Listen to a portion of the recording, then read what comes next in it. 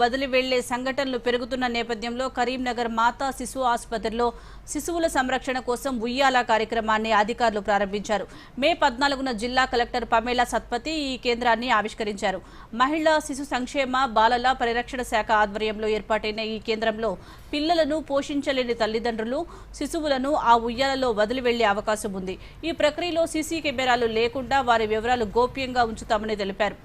అనారోగ్య శిశువులకు వైద్యం అందించి శిశు సంరక్షణ కేంద్రాలకు తరలిస్తారు. నేరుగా శిశువును అప్పగించాలనుకునేవారు 9490881098 నెంబర్ను సంప్రదించవచ్చని, వారి గోప్యతను కాపాడతామని ఆర్ఎంఓ నవీన తెలిపారు.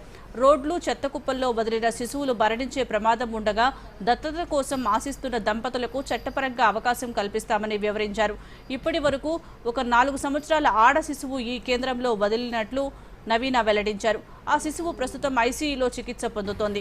త్వరలో జమ్మికుంట, హుజూరాబాద్, చొప్పదండి ఆసుపత్రిలో, ఆ తర్వాత బస్టాండ్లు, రైల్వే స్టేషన్లలో కూడా ఉయ్యాల కేంద్రాలు ఏర్పాటు చేయనున్నట్లు తెలిపారు.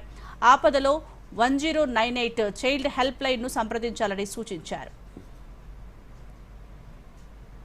ఈ cradle baby reception centre main ఉద్దేశం ఏంటంటే, ఎవరైనా పిల్లలు వద్దనుకునే వాళ్ళు ఇక్కడ బేబీని వదిలేసి వెళ్తే, అప్పుడే పుట్టిన పిల్లలు కానీ, నెలలు నిండిన పిల్లలు కానీ, సంవత్సరంలో పిల్లలు ఎవరైనా వదిలేసి వెళ్తే వాళ్ళని సేఫ్గా హెల్త్ చెకప్ అన్ని చేశాక డిస్ట్రిక్ట్ చైల్డ్ ప్రొటెక్షన్ ఆఫీసర్ వాళ్ళకి అందజేయడం జరుగుతుంది.